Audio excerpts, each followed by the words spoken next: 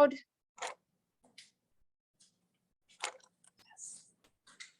It's now recording. All right, here we go. Shirley Jackson, The Lottery. The morning of June 27th was clear and sunny, with the fresh warmth of a full summer day. The flowers were blossoming profusely and the grass was richly green. The people of the village began to gather in the square between the post office and the bank around 10 o'clock. In some towns, there were so many people that the lottery took 2 days and had to be started on June 26th. But in this village, where there were only about 300 people, the whole lottery took less than 2 hours. So it could begin at 10 o'clock in the morning and still be through in time to allow the villagers to get home for noon dinner. The children assembled first, of course. School was recently over for the summer, and the feeling of liberty sat uneasily on most of them. They tended to gather together quietly for a while before they broke into boisterous play, and their talk was still of the classroom and teacher, of books and reprimands.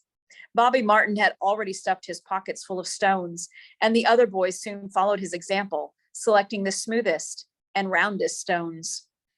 Bobby and Harry Jones and Dickie Delacroix, the villagers pronounced this Delacroix, eventually made a great pile of stones in one corner of the square and guarded against the raids of the other boys. The girls stood aside, talking among themselves, looking over their shoulder at the boys.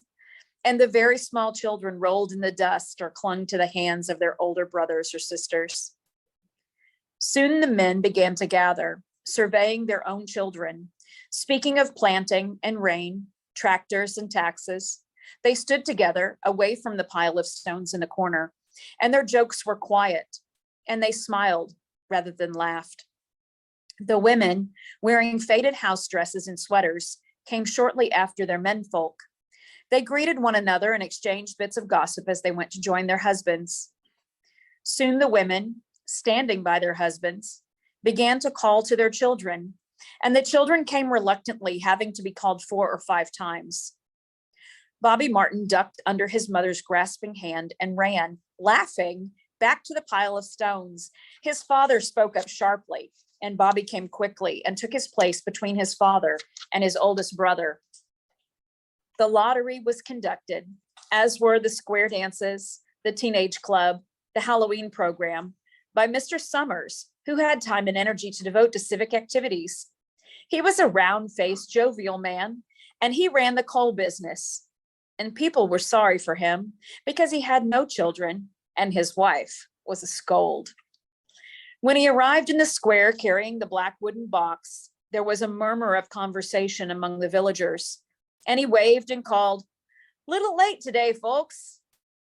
The postmaster, Mr. Graves, followed him carrying a 3-legged stool, and the stool was put in the center of the square, and Mr. Summers set the black box down on it. The villagers kept their distance, leaving a space between themselves and the stool. And when Mr. Summers said, "Some of you fellows want to give me a hand?"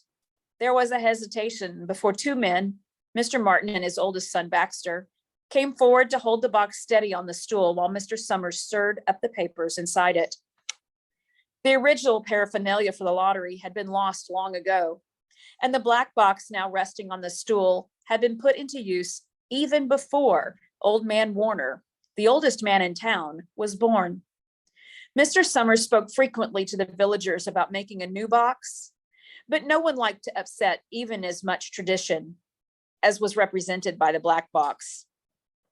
There was a story that the present box had been made with some of the pieces of the box that had preceded it, the one that had been constructed when the first people settled down to make a village here.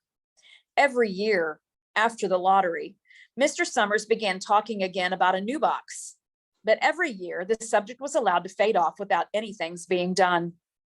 The black box grew shabbier each year. By now it was no longer completely black, but splintered badly along one side to show the original wood color, and in some places faded or stained. Mr. Martin and his oldest son, Baxter, held the black box securely on the stool until Mr. Summers had stirred the papers thoroughly with his hand. Because so much of the ritual had been forgotten or discarded, Mr. Summers had been successful in having slips of paper substituted for the chips of wood that had been used for generation. Chips of wood, Mr. Summers had argued, had all been very well when the village was tiny, but now that the population was more than 300 and likely to keep on growing, it was necessary to use something that would fit more easily into the black box. The night before the lottery, Mr. Summers and Mr. Graves made up the slips of paper and put them in the box, and it was then taken to the safe of Mr. Summers's coal company and locked up until Mr. Summers was ready to take it to the square the next morning. The rest of the year, the box was put away, sometimes one place, sometimes another. It had spent 1 year in Mr. Graves's barn and another year underfoot in the post office, and sometimes it was set on a shelf in the Martin grocery and left there. There was a great deal of fussing to be done before Mr. Summers declared the lottery open. There were the lists to make up of heads of families, heads of households in each family, members of each household in each family. There was the proper swearing in of Mr. Summers by the postmaster as the official of the lottery. At one time, some people remembered that there had been a recital of some sort performed by the official of the lottery, a perfunctory, tuneless chant that had been rattled off duly each year. Some people believed that the official of the lottery used to stand just so when he said or sang it. Others believed that he was supposed to walk among the people. But years and years ago, this part of the ritual had been allowed to lapse. There had been also a ritual salute, which the official of the lottery had had to use in addressing each person who came up to draw from the box. But this also had changed with time. Until now, it was felt necessary only for the official to speak to each person approaching. Mr. Summers was very good at all this. In his clean white shirt and blue jeans, with one hand resting carelessly on the black box, he seemed very proper and important as he talked interminably to Mr. Graves and the Martins. Just as Mr. Summers finally left off talking and turned to the assembled villagers, Mrs. Hutchison came hurriedly along the path to the square, her sweater thrown over her shoulders, and she slid into a place in the back of the crowd. "Clean forgot what day it was," she said to Mrs. Delacroix, who stood next to her, and they both laughed softly. "Thought my old man was out back stacking wood," Mrs. Hutchison went on, "and then I looked out the window and the kids was gone. And then I remembered it was the 27th and came a-running." She dried her hands on her apron, and Mrs. Delacroix said, "You're in time, though. They're still talking away up there." Mrs. Hutchison craned her neck to see through the crowd and found her husband and children standing near the front. She tapped Mrs. Delacroix on the arm as a farewell and began to make her way through the crowd. The people separated good-humoredly to let her through. 2 or 3 people said, in voices just loud enough to be heard across the crowd, "Here comes your Mrs. Hutchison," and "Bill, she made it after all." Mrs. Hutchison reached her husband, and Mr. Summers, who had been waiting, said cheerfully, "Thought we were going to have to get on without you, Tessie." Mrs. Hutchison said, grinning, "Wouldn't have me leave my dishes in the sink now, would you, Joe?" And soft laughter ran through the crowd as the people stirred back into position after Mrs. Hutchison's arrival. "Well, now," Mr. Summers said soberly, "guess we better get started, get this over, so's we can get back to work. Anybody ain't here?" "Dunbar," several people said. "Dunbar, Dunbar." Mr. Summers consulted his list. "Clyde Dunbar," he said. "That's right. He's broke his leg, hasn't he? Who's drawing for him?" "Me, I guess," a woman said, and Mr. Summers turned to look at her. "Wife draws for her husband," Mr. Summers said. "Don't you have a grown boy to do it for you, Janie?" Although Mr. Summers and everyone else in the village knew the answer perfectly well, it was the business of the official of the lottery to ask questions formally. Mr. Summers waited with an expression of polite interest while Mrs. Dunbar answered. "Horace is not but 16 yet," Mrs. Dunbar said regretfully.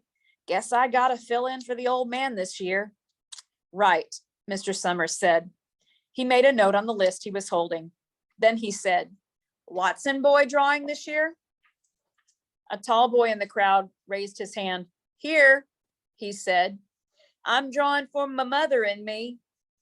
He blinked his eyes nervously and ducked his head as several voices in the crowd said things like, "Good fellow, Jack," and Glad to see your mother's got a man to do it. Well, Mr. Summers said, guess that's everyone. Old man Warner make it? Here, a voice said, and Mr. Summers nodded. A sudden hush fell on the crowd as Mr. Summers cleared his throat and looked at the list. All ready? He called. Now I'll read the names, heads of families first, and the men come up and take a paper out of the box. Keep the paper folded in your hand without looking at it until everyone has had a turn. Everything clear?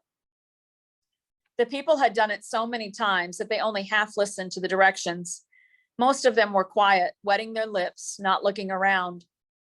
Then Mr. Summers raised one hand high and said, Adams. A man disengaged himself from the crowd and came forward. Hi, Steve, Mr. Summers said, and Mr. Adams said, Hi, Joe. They grinned at one another humorlessly and nervously. Then Mr. Adams reached into the black box and took out a folded paper. He held it firmly by one corner as he turned and went hastily back to his place in the crowd, where he stood a little apart from his family, not looking down at his hand. Allen, Mr. Summers said. Anderson. Bentham. Seems like there's no time at all in between lotteries anymore, Mrs. Delacroix said to Mrs. Grave in the back row. Seems like we got through with the last one only last week. Time sure goes fast, Mrs. Graves said. Clark. Delacroix. There goes my old man, Mrs. Delacroix said. She held her breath while her husband went forward. Dunbar, Mr. Summers said. And Mrs. Dunbar went steadily to the box while one of the women said, Go on, Janie. And another said, There she goes. We're next, Mrs. Graves said. She watched while Mr. Graves came around from the side of the box, greeted Mr. Summers gravely, and selected a slip of paper from the box. By now, all through the crowd, there were men holding the small folded papers in their large hands, turning them over and over nervously. Mrs. Dunbar and her two sons stood together, Mrs. Dunbar holding the slip of paper. Harbert. Hutchinson. Get up there, Bill, Mrs. Hutchinson said, and the people near her laughed. Jones. They do say, Mr. Adams said to old man Warner, who stood next to him, that over in the North Village, they're talking of giving up the lottery. Old man Warner snorted. Pack of crazy fools, he said, listening to the young folks. Nothing's good enough for them. Next thing you know, they'll be wanting to go back to living in caves. Nobody work anymore. Live that way for a while. Used to be a saying about lottery in June, corn be heavy soon. First thing you know, we'd all be eating stewed chickweed and acorns. There's always been a lottery, he added petulantly. Bad enough to see young Joe Summers up there joking with everybody.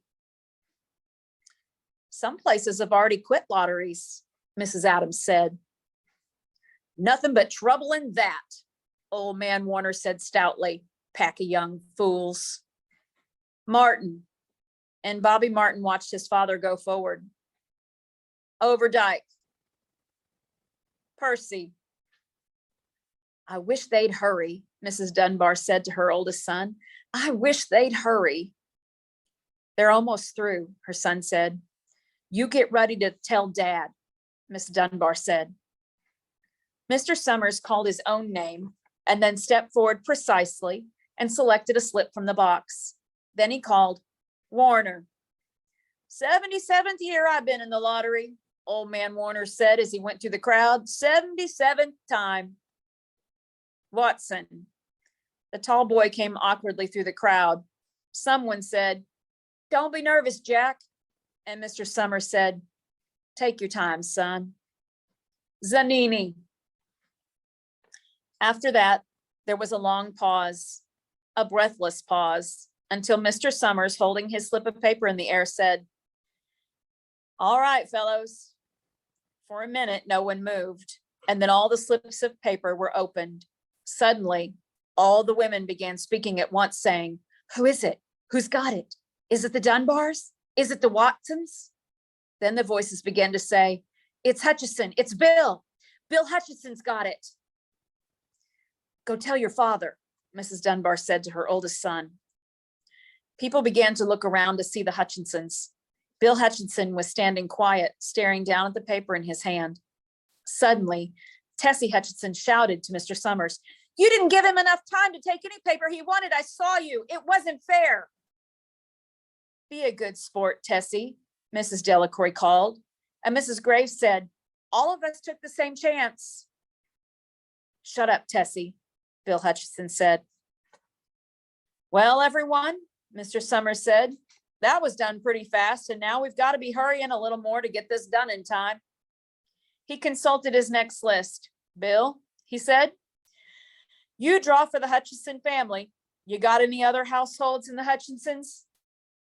There's Don and Eva, Mrs. Hutchison yelled. Make them take their chance. Daughters draw with their husbands' families, Tessie, Mr. Summers said gently. You know that as well as anyone else. It wasn't fair, Tessie said. I guess not, Joe, Bill Hutchison said regretfully. My daughter draws with her husband's family. That's only fair. And I've got no other family except the kids. Then, as far as drawing for families is concerned, it's you. Mr. Summers said in explanation. And as far as drawing for households is concerned, that's you too, right? Right, Bill Hutchison said. How many kids, Bill? Mr. Summers asked formally. 3, Bill Hutchison said. There's Bill Jr. and Nancy and little Dave and Tessie and me. All right then, Mr. Summers said. Harry, you got their tickets back? Mr. Graves nodded and held up the slips of paper. Put them in the box then, Mr. Summers directed. Take Bill's and put it in. I think we ought to start over, Mrs. Hutchison said, as quietly as she could. I tell you, it wasn't fair. You didn't give him enough time to choose. Everybody saw that. Mr. Graves had selected the 5 slips and put them in the box, and he dropped all the papers but those onto the ground when the breeze caught them and lifted them off. Listen, everybody, Mrs. Hutchison was saying to the people around her. Ready, Bill?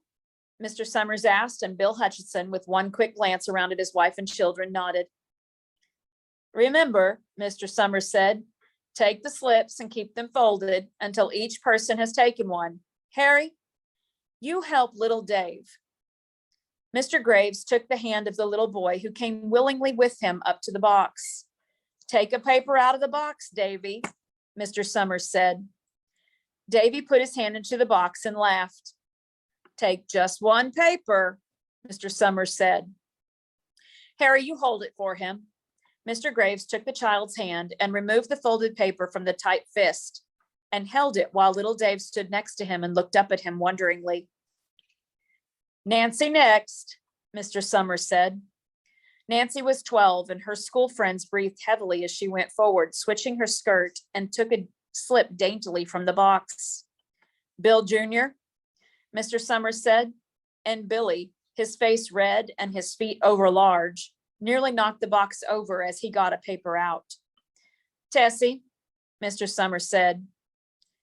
She hesitated for a minute, looking around defiantly, and then she set her lips and went up to the box. She snatched a paper out and held it behind her. Bill, Mr. Summers said, and Bill Hutchison reached into the box and felt around, bringing his hand out at last with a slip of paper in it. The crowd was quiet. A girl whispered, I hope it's not Nancy. And the sound of the whisper reached the edges of the crowd. It's not the way it used to be, old man Warner said clearly. People ain't the way they used to be. All right, Mr. Summers said. Open the papers. Harry, you open little Dave's. Mr. Graves opened the slip of paper, and there was a general sigh through the crowd as he held it up, and everyone could see that it was blank. Nancy and Bill Jr. opened theirs at the same time, and both beamed and laughed, turning around to the crowd and holding their slips of paper above their heads. Tessie, Mr. Summers said. There was a pause. And then Mr. Summers looked at Bill Hutchinson, and Bill unfolded his paper and showed it. It was blank. "It's Tessie," Mr. Summers said, and his voice was hushed. "Show us her paper, Bill." Bill Hutchinson went over to his wife and forced the slip of paper out of her hand. It had a black spot on it, the black spot Mr. Summers had made the night before with the heavy pencil in the coal mining office. Bill Hutchinson held it up, and there was a stir in the crowd. "All right, folks," Mr. Summers said, "let's finish quickly." Although the villagers had forgotten the ritual and lost the original black box, they still remembered to use stones. The pile of stones the boys had made earlier was ready.